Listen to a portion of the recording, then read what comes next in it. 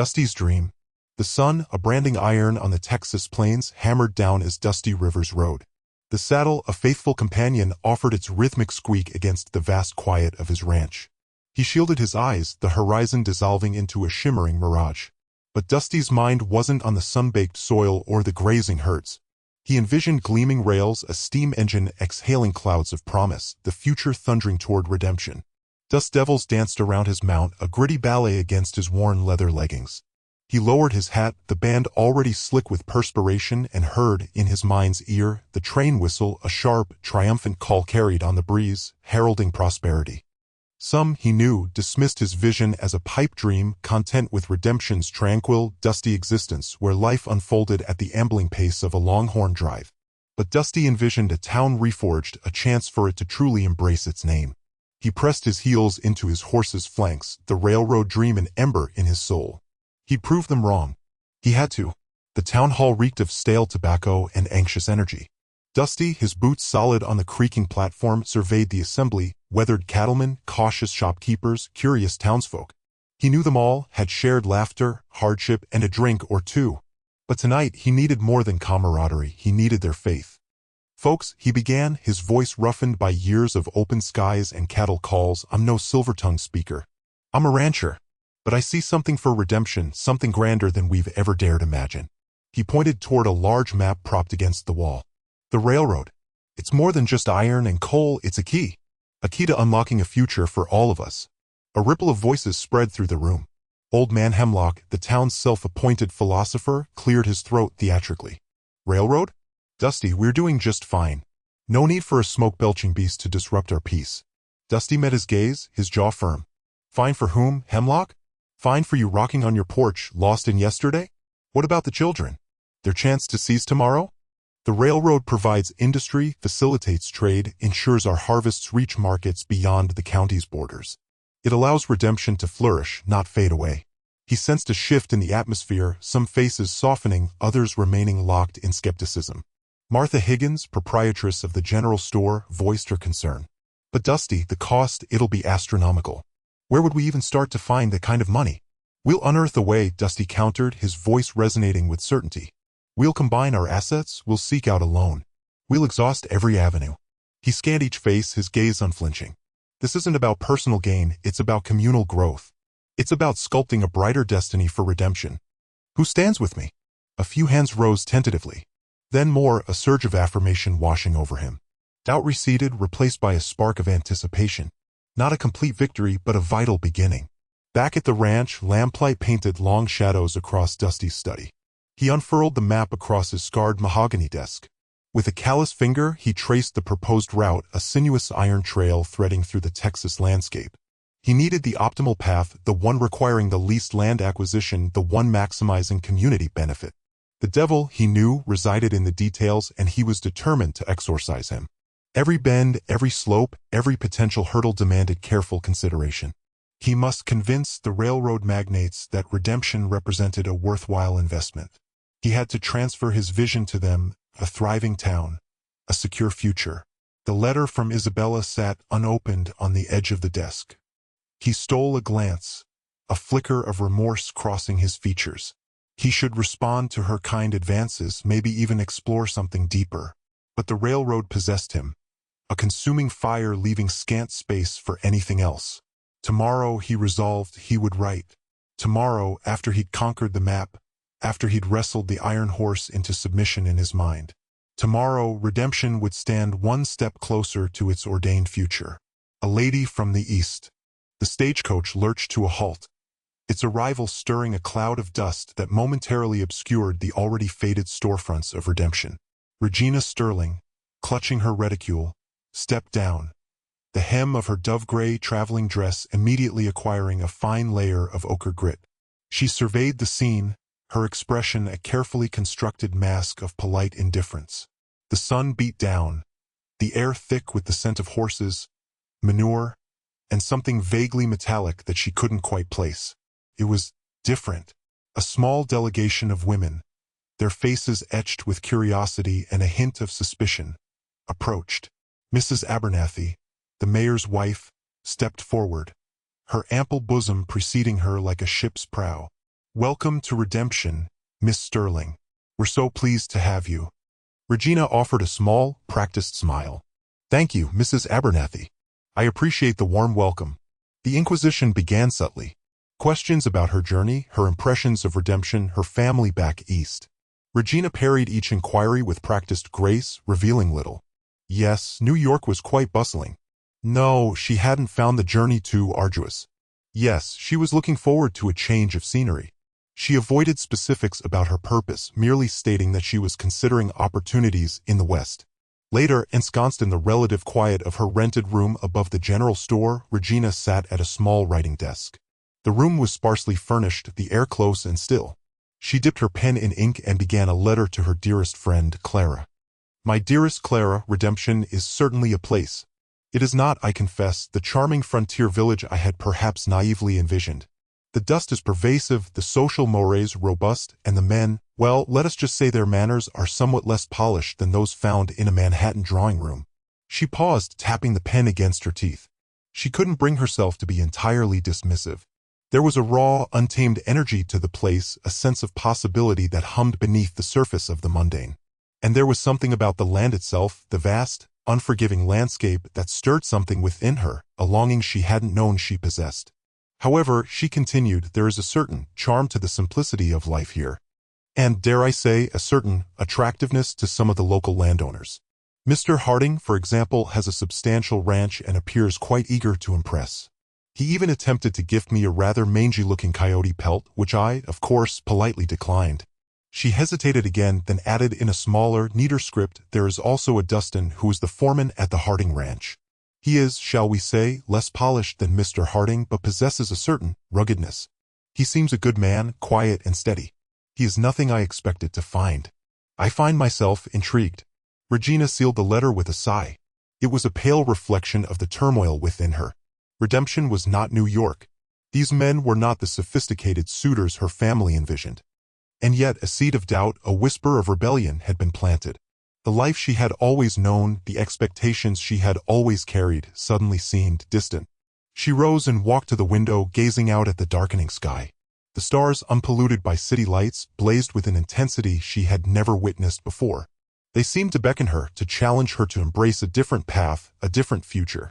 The sound of a horse's hooves approaching broke through her reverie. She glanced down to see Dusty dismounting in front of the general store, his silhouette framed by the lamplight spilling from the windows. He paused, looked up towards her window, and touched the brim of his hat. Regina felt a strange flutter in her chest, a warmth that had nothing to do with the desert heat. She turned away from the window, her heart pounding a frantic rhythm against her ribs. The game had begun, and she was no longer sure she knew the rules. Love and ambition at the town dance. The Redemption town hall throbbed with fiddle music and the scent of spilled beer and cheap perfume. Dusty Rivers, usually more comfortable on horseback than a dance floor, stood awkwardly near the punch bowl, his gaze sweeping the room. He was here for business, not pleasure. Securing the railroad was paramount, and convincing the townsfolk meant charming potential investors, influential merchants, and anyone who could grease the wheels. Then he saw her. Across the room, bathed in the warm glow of the gas lamps, stood a woman unlike any he'd ever seen in Redemption. She was a vision in emerald green silk, the fabric shimmering with every slight movement. Her dark hair was piled high, framing a face of delicate angles and sharp intelligence. Regina Sterling. He knew her name from the whispers that had rippled through town since her arrival. The wealthy niece of some Eastern financier, come to experience the Wild West. Dusty straightened his tie, suddenly aware of the dust clinging to his boots. He walked towards her, his purpose hardening his resolve. Miss Sterling, he said, his voice a low rumble that cut through the noise. Dusty Rivers. I don't believe we've been properly introduced. Regina turned, her dark eyes assessing him with cool composure. Mr. Rivers. I've heard quite a bit about you. A hint of amusement played on her lips. The cattle baron championing the iron horse. Guilty as charged, Dusty grinned, feeling a surprising jolt of attraction beneath his carefully constructed facade. Would you care to dance? She inclined her head. I believe I would. As they moved onto the crowded floor, Dusty found himself surprisingly captivated. Regina was a graceful dancer, her movements fluid and elegant. He, on the other hand, was all awkward angles and forced steps, but she didn't seem to mind. In fact, she laughed, a light, tinkling sound that both charmed and disarmed him. You handle a dance floor like you handle cattle, Mr. Rivers, she teased. with determination if not finesse. Ranching leaves little time for dancing lessons, Miss Sterling, he countered, pulling her a little closer. But I assure you, I'm a quick learner. The music changed to a slower waltz and their bodies moved in closer proximity. Dusty could smell the delicate scent of her perfume, something floral and exotic, unlike the cloying sweetness favored by the local women. He found himself talking not about the railroad or his business ventures, but about his ranch, the vast expanse of land that stretched as far as the eye could see, the hard work, the satisfaction of building something from nothing. Regina listened intently, her gaze never wavering. It sounds challenging, she said, and incredibly lonely. It can be, Dusty admitted, surprised by his own vulnerability. But the railroad, it would change everything. Connect us to the rest of the world. Bring opportunities, prosperity. He steered the conversation back to his agenda subtly. Imagine, Miss Sterling, the possibilities. Investment opportunities, land speculation. Regina's smile tightened ever so slightly. I am quite familiar with investment opportunities, Mr. Rivers. My uncle has seen to that. She paused, her eyes gleaming with an ambition that mirrored his own. But tell me, Mr. Rivers, what is it you truly want? He hesitated, caught off guard by her directness. To build something lasting, he said, surprising himself with the honesty of his answer. To leave my mark on this land. And you believe the railroad is the way to do that, she pressed. I know it is, Dusty said with conviction. The music ended and they stood for a moment, their hands still clasped. I find your vision compelling, Mr. Rivers, Regina said, her voice low and husky. Perhaps we should discuss it further. Over dinner tomorrow evening? Dusty's heart quickened. I would be honored, Miss Sterling. He knew this was more than just a business meeting. There was something undeniable between them, a spark that had ignited in the crowded town hall. He had to remind himself that he needed her investment and getting swept away would jeopardize his plans. Regina smiled, a slow, deliberate curve of her lips. Until tomorrow then, Mr. Rivers. She turned and walked away, leaving Dusty standing alone, the scent of her perfume lingering in the air. He watched her go, a sense of both triumph and unease swirling within him. He had secured a meeting, a chance to win her over. But he also knew, with a certainty that chilled him to the bone, that he was playing a dangerous game. And Regina Sterling was a player far more skilled than he had initially anticipated. A whirlwind wedding. Dusty Rivers never imagined he'd be sweating bullets in his Sunday best, smack dab in the middle of town hall, trying to sweet-talk Mr. Abernathy, the tight-fisted banker, into backing the railroad's western push. Picture it, Abernathy, he exclaimed, thumping a tattered map laid out on a wobbly table. Merchandise flowing from the Atlantic right to our doorstep. Prosperity will become a beacon, I tell you. Abernathy, his countenance permanently soured with skepticism, merely adjusted his spectacles perched precariously on his nose. Rivers, your ardor is appreciated, but this smacks of recklessness. Especially considering. His voice trailed off, his gaze flicking towards Regina Sterling across the crowded room. She was daintily sipping lemonade, a stark contrast to the rugged townsfolk milling about. Dusty followed the banker's line of sight. Regina. The linchpin. Straightening his tie, he declared, she's invested in the concept, projecting a confidence he was far from feeling. Regina caught his eye, offering a subtle, knowing smile. She understood precisely his game. And, surprisingly, she appeared unfazed. Later, when the interminable speeches and hearty backslaps finally drew to a close, he approached her. Miss Sterling, he began, doffing his hat. I realize this may not be your milieu, but I would be honored if you'd accompany me for supper.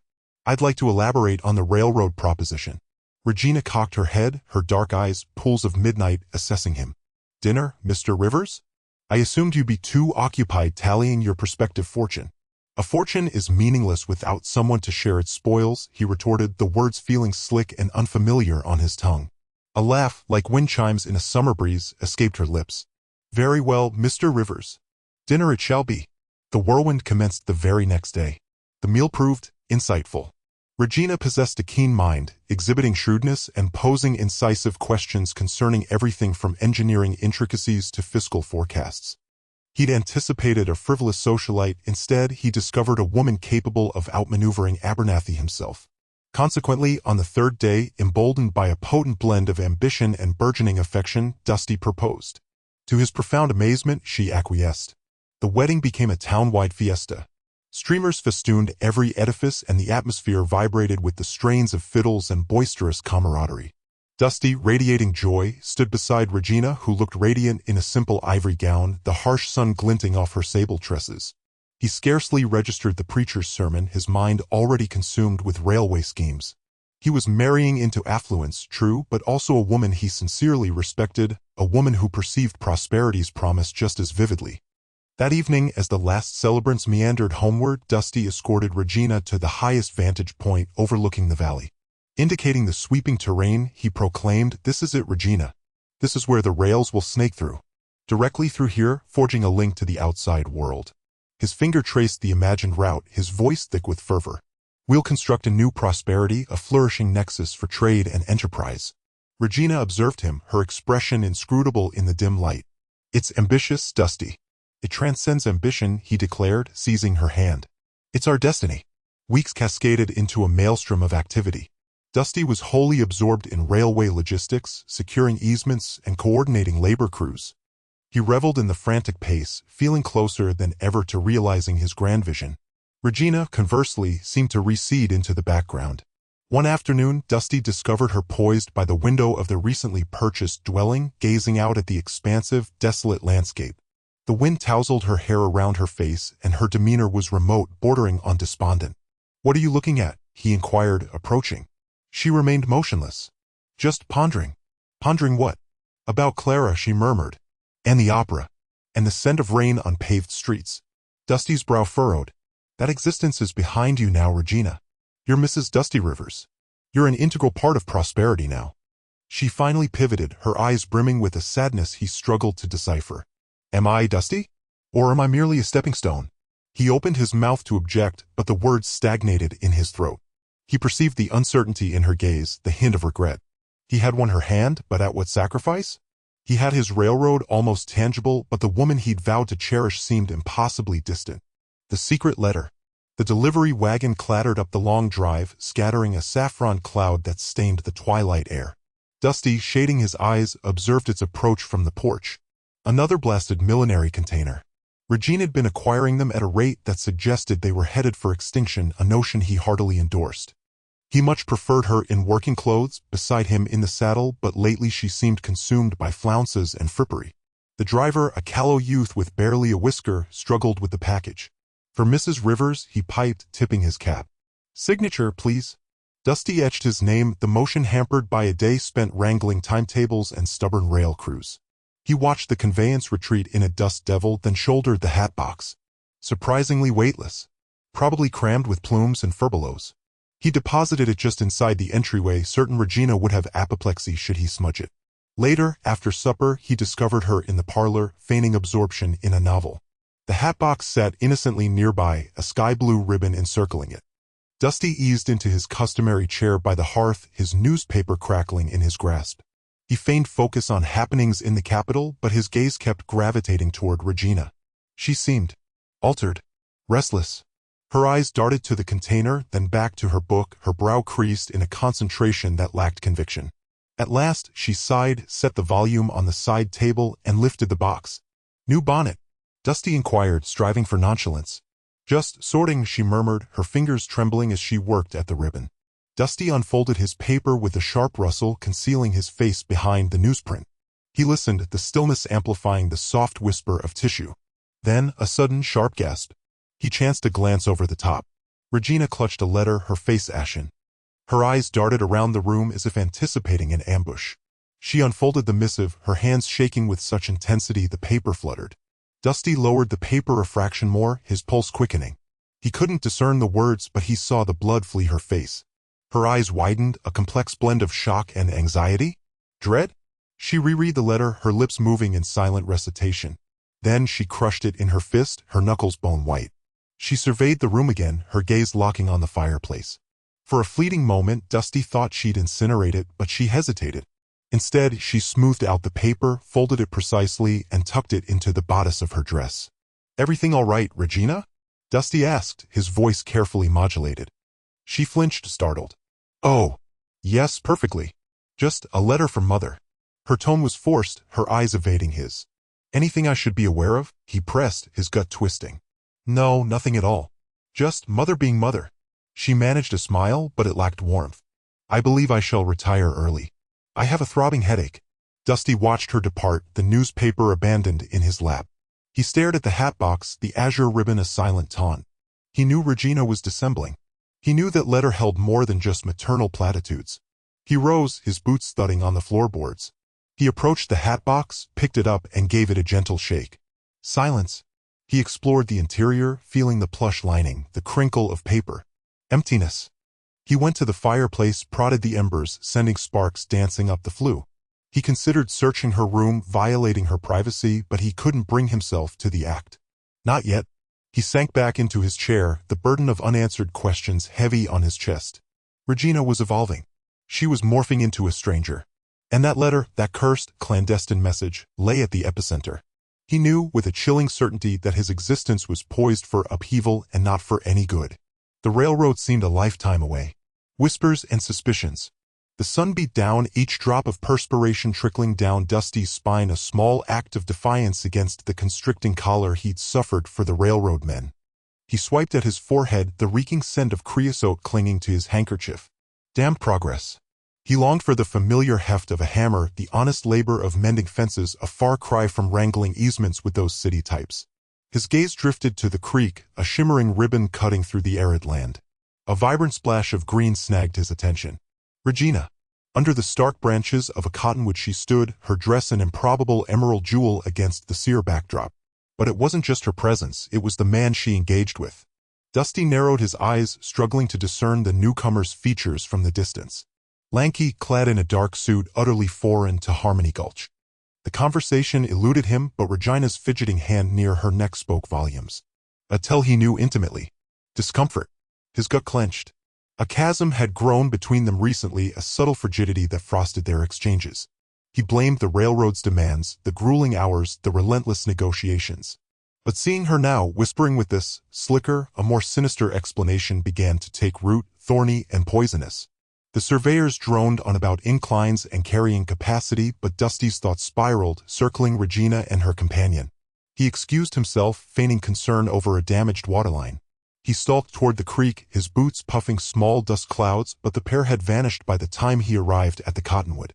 Only her lingering fragrance, a sophisticated rose blend with an unfamiliar undercurrent, remained.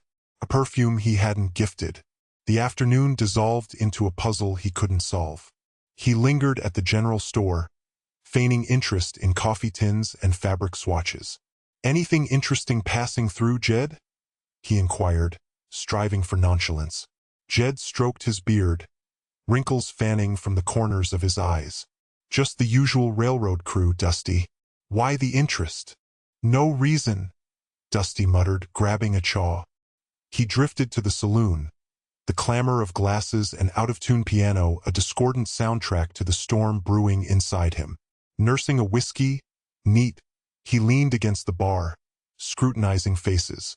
"Earl," he addressed the bartender. "See anyone in a dark suit earlier?" "Tall, kinda." He faltered, unsure how to portray the man without revealing his suspicions. Earl polished a glass, his expression aloof. "Nope. This ain't exactly a fashion show, Dusty." A dark suit would stand out like a fresh wound. Dusty swirled the amber liquid, the lamplight dancing within. He doubted them. This town held few true secrets. Someone had witnessed something. Twilight seeped across the sky, painting it in fiery hues of orange and violet as he walked back to the ranch house. Regina was in the kitchen, humming as she prepared supper.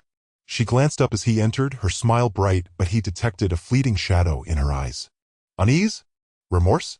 How did things go today?" she asked, turning her attention back to the stove. "Fine," he replied, his voice toneless.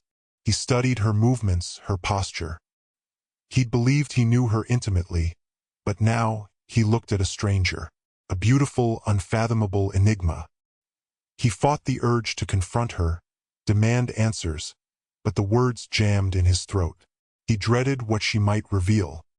He feared confirmation of the suspicion consuming him, that the woman he adored, the woman he'd sacrificed everything for, was concealing something, a secret that threatened to shatter their world. A crushing wave of betrayal washed over him, leaving him adrift in a sea of doubt. What had he done wrong? What had he failed to perceive? He had to uncover the truth. He had to identify the stranger. He had to know, regardless of the cost. Confrontation and revelation. The door crashed against the jamb, the sound booming through the vast, echoing space of the ranch house. Regina, perched delicately on the chaise lounge in the parlor, remained unmoved.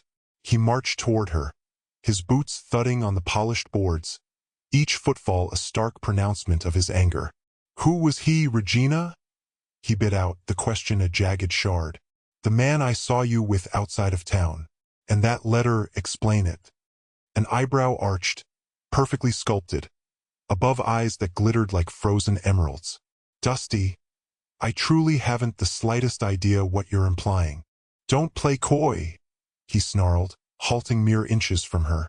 The ghost of her perfume clung to the air, a heady concoction of jasmine deepened by a darker, almost feral musk.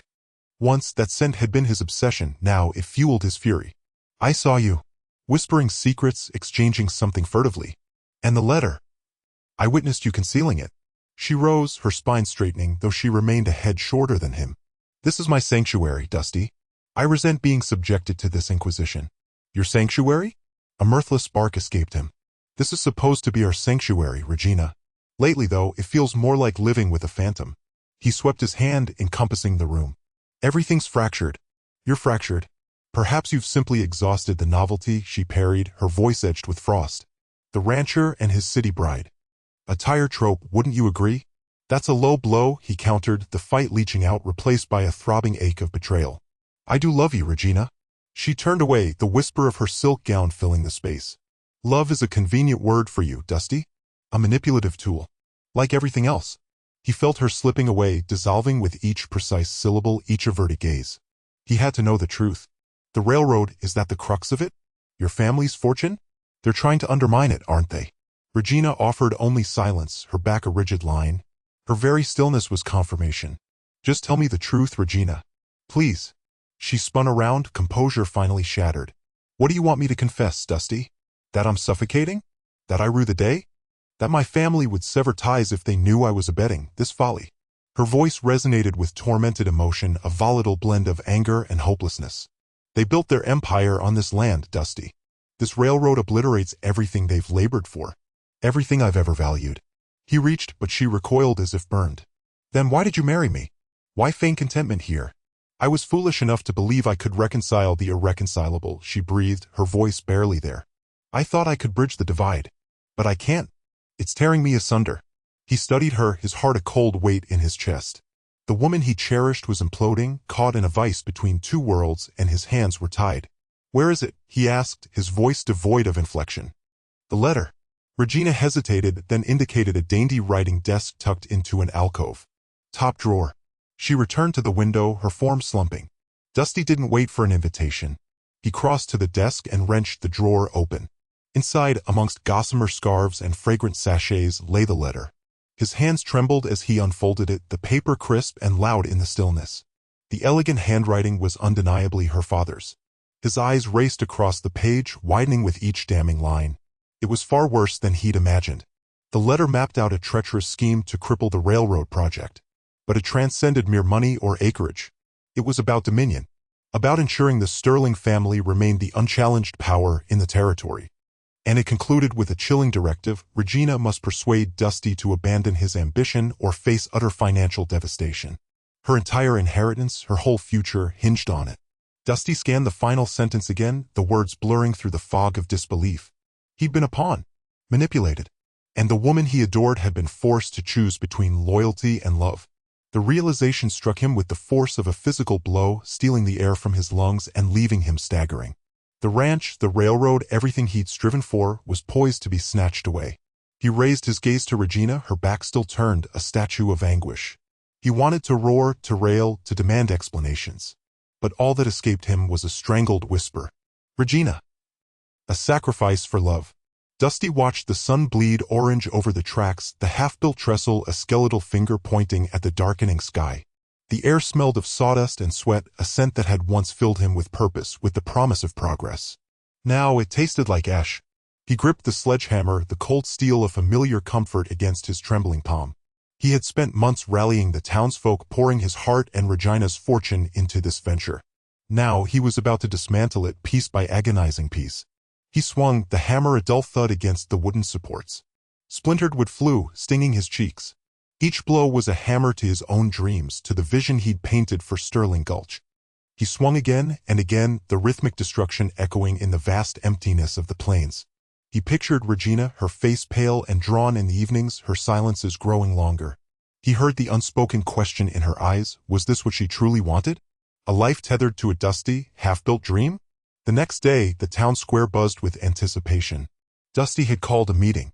He stood on the makeshift stage, the same stage where he had once declared his grand ambitions. Now, the words choked in his throat. He saw Regina in the crowd, her face a mask of carefully constructed composure. He avoided her gaze. "Folks," he began, his voice hoarse, "I called you here today with heavy news."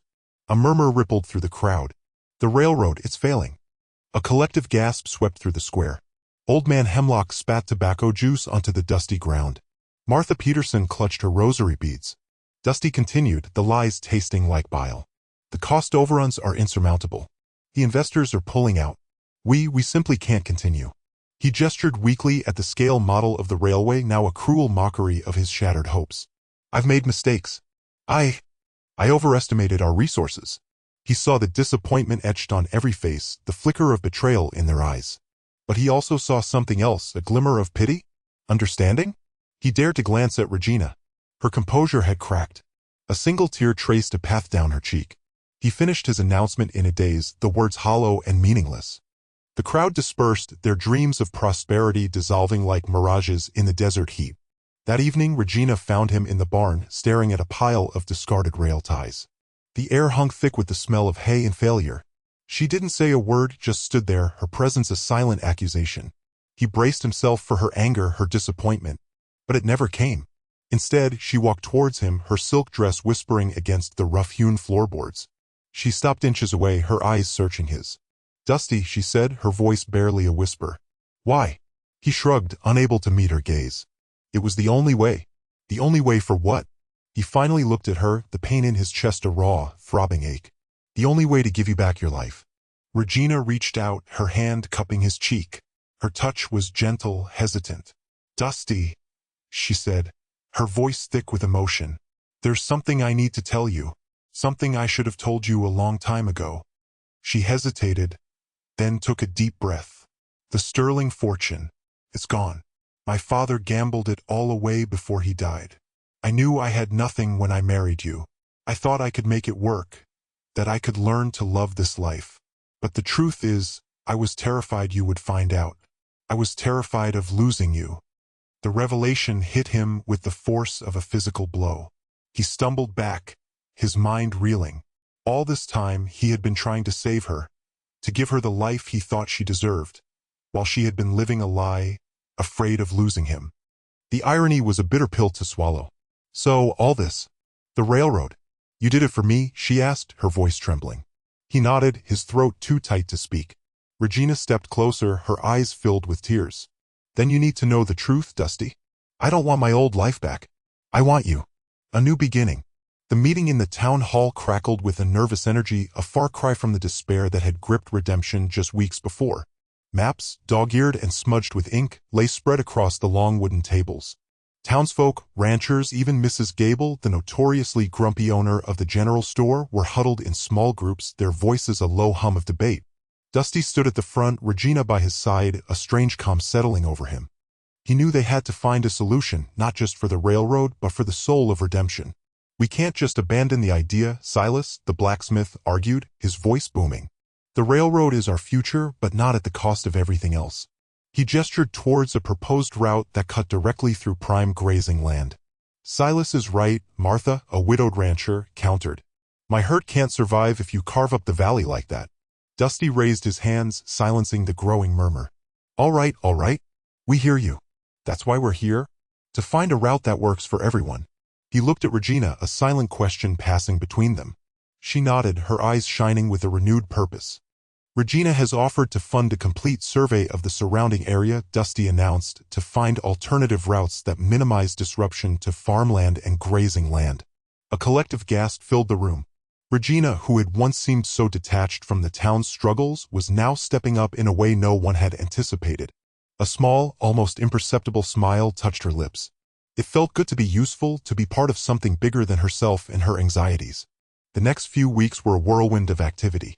Dusty and Regina, along with a team of surveyors and local volunteers, crisscrossed the landscape, mapping the terrain, marking potential routes.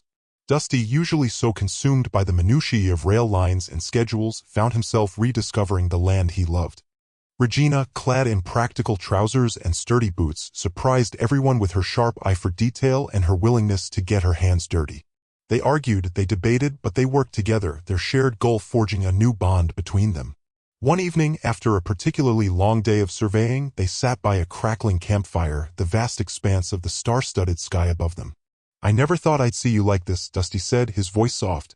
"Out here, covered in dust, actually enjoying yourself." Regina chuckled. "I never thought I'd see myself like this either. It's liberating in a way. Back in Philadelphia, everything was so structured, so predictable. This," she gestured to the surrounding wilderness, "is real. It has its challenges, but it's real." "I'm sorry," Dusty said, his gaze fixed on the flames.